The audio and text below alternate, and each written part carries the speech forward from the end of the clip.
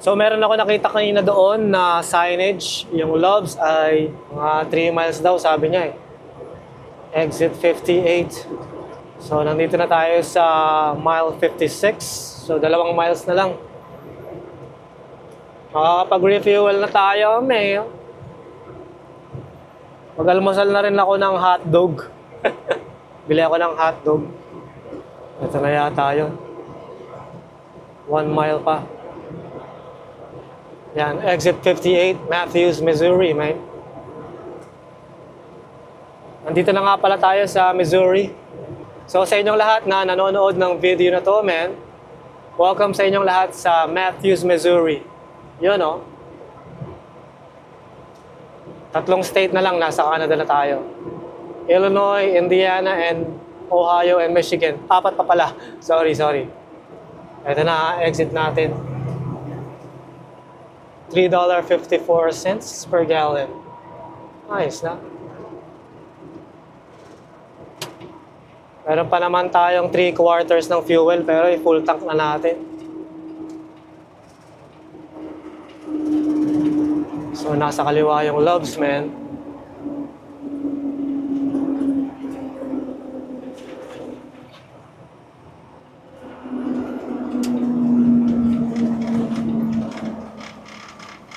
Ayan, nakikita nyo yung arrow nasa kaliwa.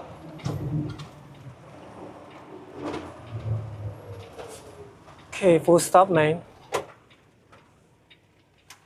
So, by manual. Ayos na.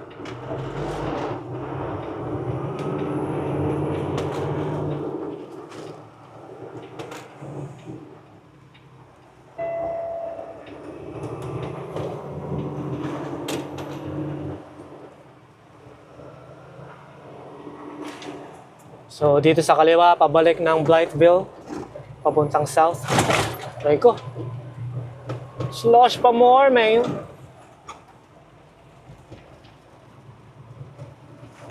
So, saan ang entrance? Doon sa kabila. I mean, sa susunod na driveway.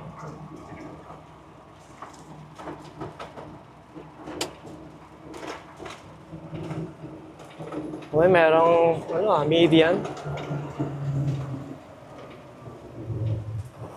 Try natin hindi tamaan yung median na yan.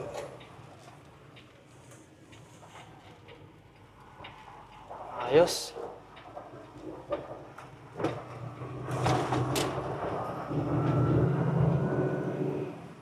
Saan ang fuel islands?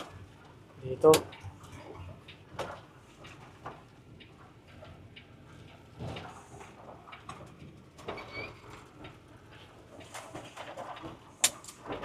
Ayos namin.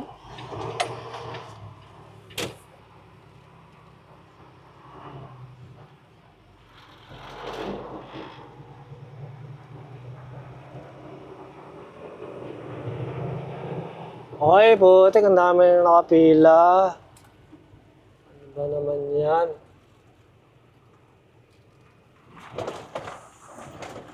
Yung iba kasi nakatambay lang to eh. Meron namang libre pala. Dito tayo sa Samba. Yun, dito tayo. Sa dulo na lang tayo. Para walang truck sa harapan. Mismo. So, pump 25. Pump number 25 tayo. Oops, ayos na yan. So, mag-book ako ng pump gamit ang cellphone. So, hindi ko na isa-swipe yung card ko dyan sa may, tawag dyan, sa mismong pump. So, lagay natin pump 25, mismo. Dati kapag nag-refuel ako, sinaswipe ko pa yung card sa mismong pump. Pero, na-discover ko na hindi naman pala kailangan ng ganun. Pwede naman palang cellphone. Ito namin, begin fueling. O, syempre, dalhin natin ang spare keys. Tapon na rin ako ng basura. Ay! Let my... Ayos na. Ready na yung pump. Attention, launch team members.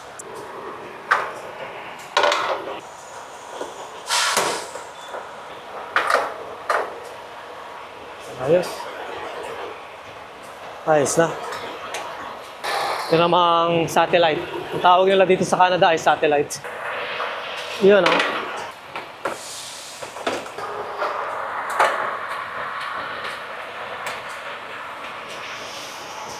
Ayos na. Sabay tapon tayo ng basura.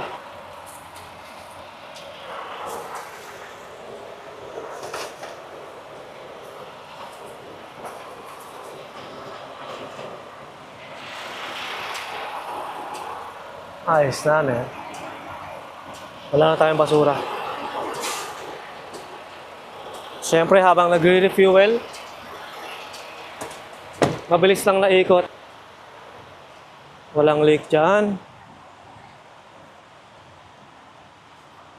Siguraduhin natin na one piece pa rin ang ating sasakyan. Walang problema, men. Wais problema.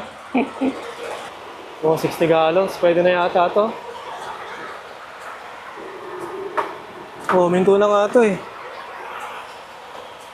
Oh, minto na, men. Balik na natin yan. Sarado natin to. Tanggalin naman natin yung kabila. 60 gallons, magkano? 200 plus? $222 for 63 gallons. Sarado natin ito. Sim. Ngayon, magkakarga naman ako ng 4 na litro. 4 na galon ng DEF.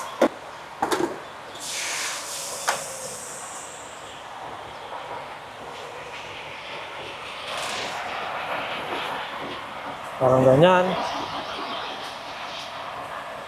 4 na galon lang. Kasi ang bawat guhit ng aking gauge, 2 gallons. So, kailangan ko lang ng 2 guhit. Ang isang guhit, yung 2 gallons, umaabot pa siya ng mga 200 miles. Ayos na. 4 gallons for $17, man. Ayos na. 222 plus 17, 239 US. Yung nagastos natin sa diesel and not bad. Aabante lang ako para merong makapag-refuel na ibang driver. Pasok tayo sa loob, kuha tayo ng hotdog. Hotdog in a bun. Okay, let's pull forward. And kakain na tayo ng hotdog.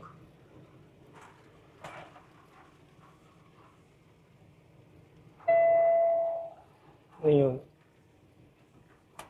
Ayos na to. Pahinga natin si Pete. Patayin natin ang makina namin. Tapos, off duty. Saan ba yung bag ko? Ito. Lock natin ang mga pinto. Tara sa loob, men. Net mai, men. Net mai. Dami nagre-refuel dito sa Loves, no? Maganda kasi itong truck stop na to. So, mayroong Subway, may nakikita akong Chester's, pero hotdog lang ang bibilhin natin. Yun lang ang kainin natin.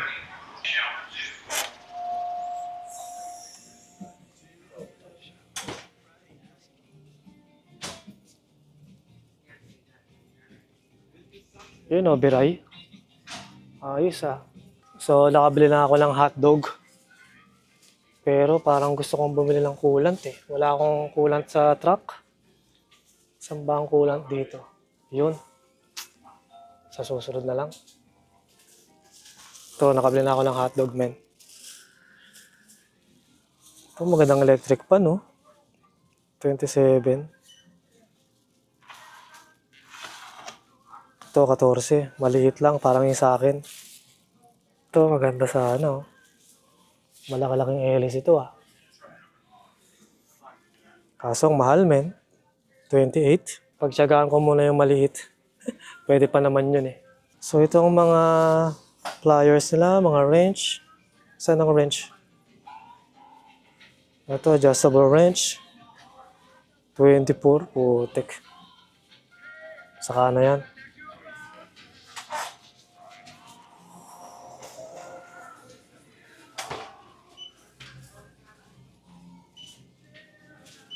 Parang gusto kong bumili ng biray ah.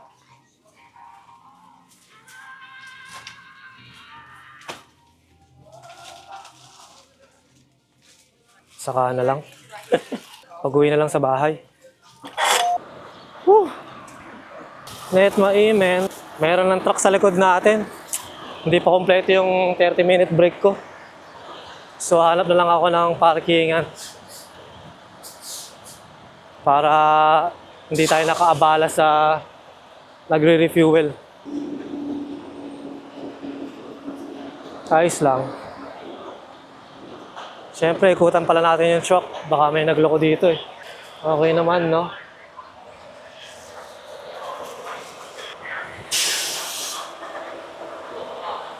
Ito ang pinakamahalaga. O, nakasil pa rin. Walang masamang loob. So, dito na lang ako magko-park.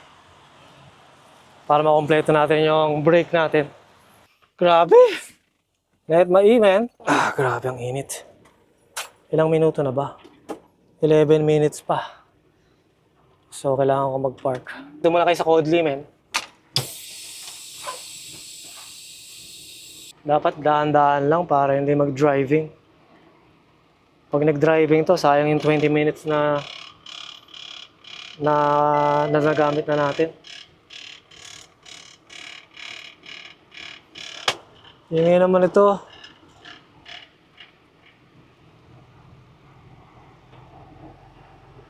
Dito na ako. Dami naman parking. Bago ako makahanap ng parking, baka tapos na yung break ko. Dito na lang tayo, men. Mismo. So, mag-pull in lang tayo and back straight in, men.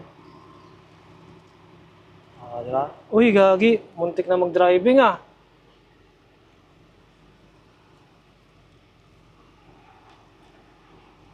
Ayos na, dito na lang tayo.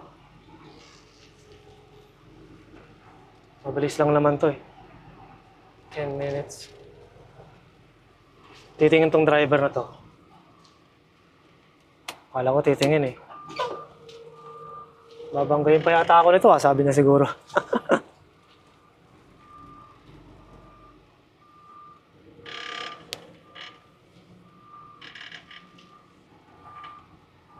Ayos na. Tingnan naman niya.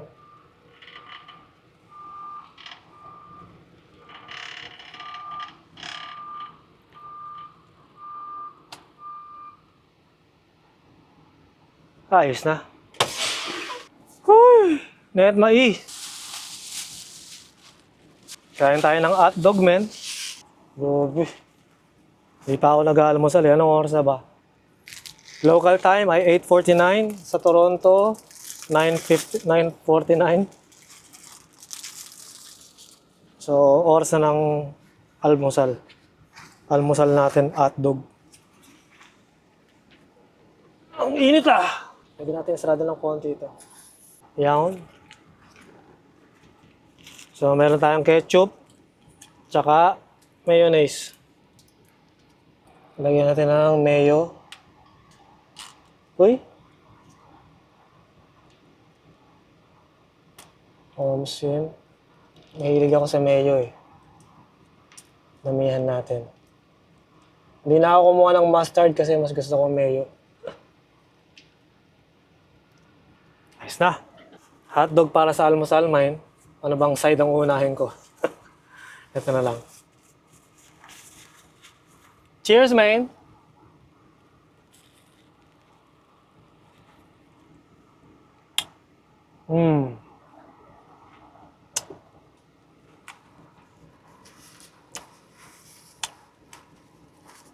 Sarap.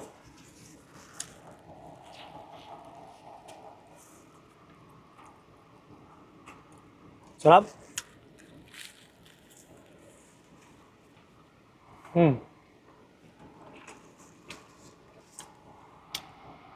Hotdog, man.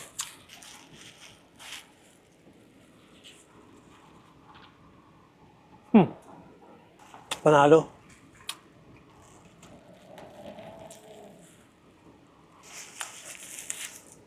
Ang gagawin ko pala, titimpla tayo ng kape.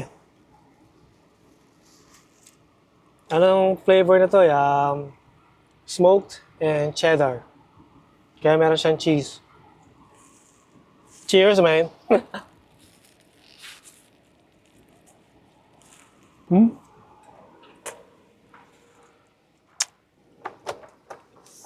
Napakasarap, man. Pakuluin ko na yung tubig para hindi sayang oras.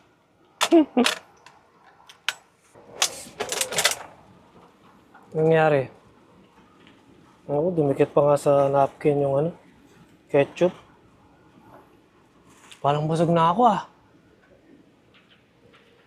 Bigat sa tiyan. Busog na yata ako. Dalawang subo na lang to.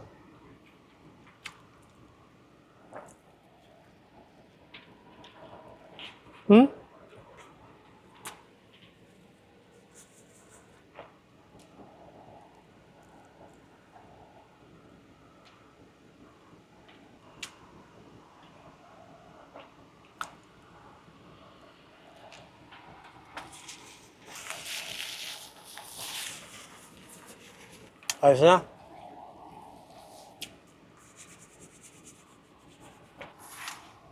Busog. Thank you, Lord. Ayos namin. Ito yung kape natin. Cheers. Pangalawang kape na sa araw to. Init-init na panahon, nagkakape ka pa, Kaloy. Pilipino ka nga. Cheers ulit, man.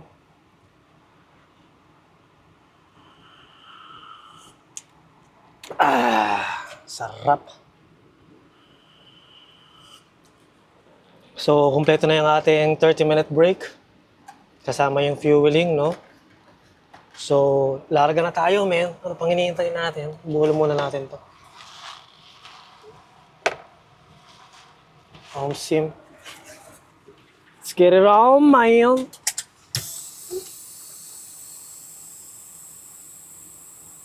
Init, grabe. Spikes are working. Ayos na.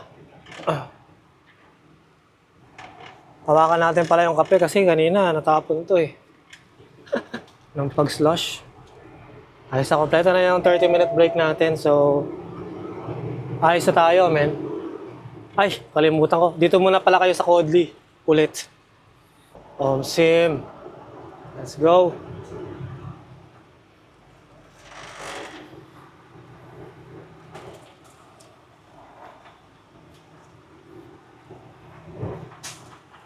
Busog ako sa hotdog na yun, ah.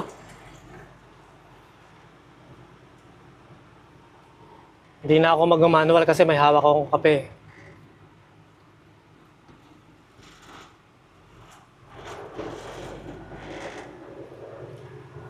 So, tignan natin kung kaya nang hindi manual.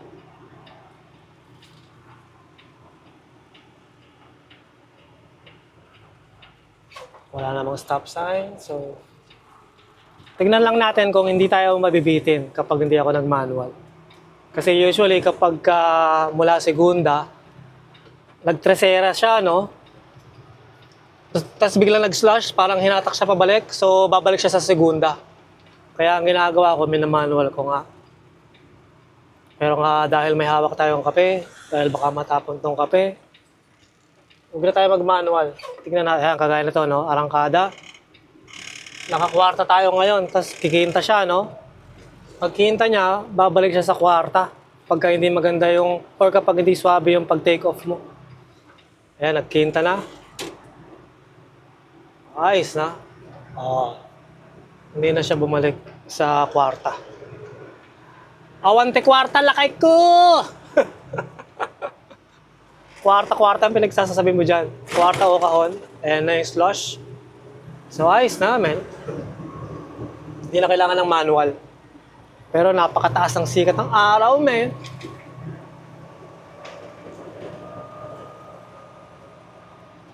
Doon tayo sa northbound. Yon, norte. Kasi kanina dito, southbound to eh. Papuntang Blytheville.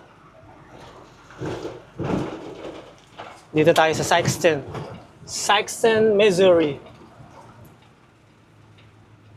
Ito, another slush na naman to.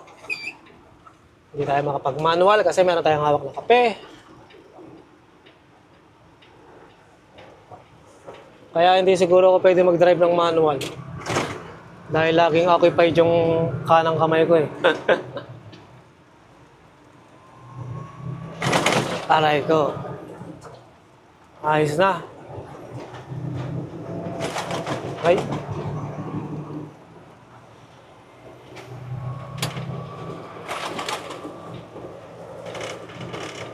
Ayos.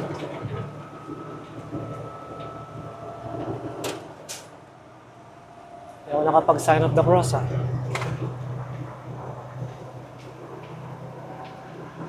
So malapit na yung split ng 57 dito, no? Tsaka ng 55. Kumbaga itong 55 dire-diretsong panorte. Hanggang ano na yata ito eh, Chicago or Illinois, yung bandang 94. So itong 55 dire-diretsong norte, tapos yung 57 pa east. Northeast ang datingan. So yun ang tutumbukin natin ngayon. Ang Interstate 57. Papunta na ng Effingham yun. Effingham, Illinois. And then mag-Interstate 70 tayo all the way to Terre Haute. Indiana ba yun o Illinois? So malapit siya sa state line, man. Terre Haute, Indiana yata yun. Kung di ako nagkakamali. Pagka kakakain mo lang, tigtas ganitong maaraw. Parang nakakaantok, man.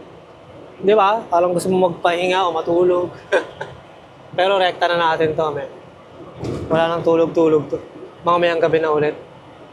So, isang tulog pa ako and then 3 oras na drive bukas. Nandun na tayo sa yard.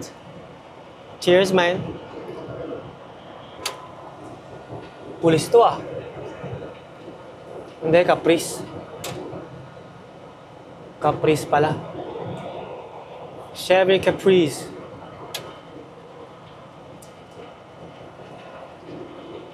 Abandon naman yun. Sayang. Heto na yung split, man. So, mula sa truck stop na yun, yung Loves, exit 58. Ngayon, exit 63 na tayo. I mean, mile 63. So, 5 miles. Plus another 2 miles. So, meron tayong 7 miles from the truck stop hanggang sa split. Yan, 57. Yan po yung tatahakin natin. Anong exit? 60, no? Tama ba? Tama ba yung pagkakabasa ko? O 62? 62 yata? Ito yung maganda rito, no? Kung na-miss mo yung signboard na yun, kung anong exit, meron pang susunod. 62 yata yun o 61? 63. Tama ba? Layo mo, Kaloy. 66 pala. Pataas pala to. Pataas pala yung miles natin. So, 66 pala. Galing nga pala tayo ng 58. Ba't mo binabawasan, Kaloy? Charleston, Missouri. Daming Charleston, no? Meron din Charleston, North Carolina. Charleston, South Carolina. Eto na. Punta naman tayo ng norte, men. I-57 North.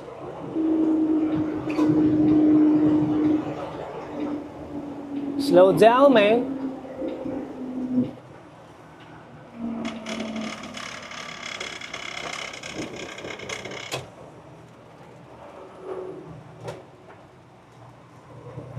Ayos na, men. Dire-diretso na to hanggang Interstate 70.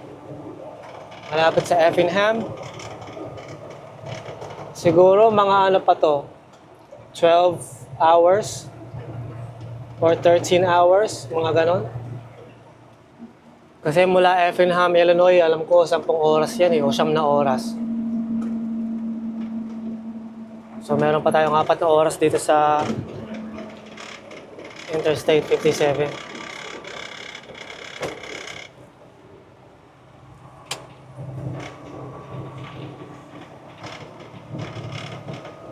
Ayos na. So, speed limit ay 70. So, mag-cruise lang tayo ng 68. So, ang Chicago ay mga 6 o 7 oras. 395 miles. Layo pa, no? Ganda naman ng tanawin dito. Countryside, no? Yan. Oh, walang signal-signal ah. Husay ka. Husay-husay mong driver ka. Yan ang huwag niyong gagawin. Kotse man, motorsiklo, bisikleta, o truck. Yung bisikleta, yung signal nila, yung gumaganon, di ba? Gumaganyan-ganyan. So, kailangan mo siyempre gamitin yung signal mo para ipaalam sa ibang motorista na lilipat-lipat ka ng lane. Sabi nga nila, don't be a stinker, use your blinker. Ay, ang dami-dami mo na naman pinagsasabi, Kaloy. Storyteller ka ba? Ay, magdadrive muna ako, men. Paano ba to? Siguro, ang sunod natin na cut nito ay samba. Sa state line ng Illinois, siguro. Gawin natin yan.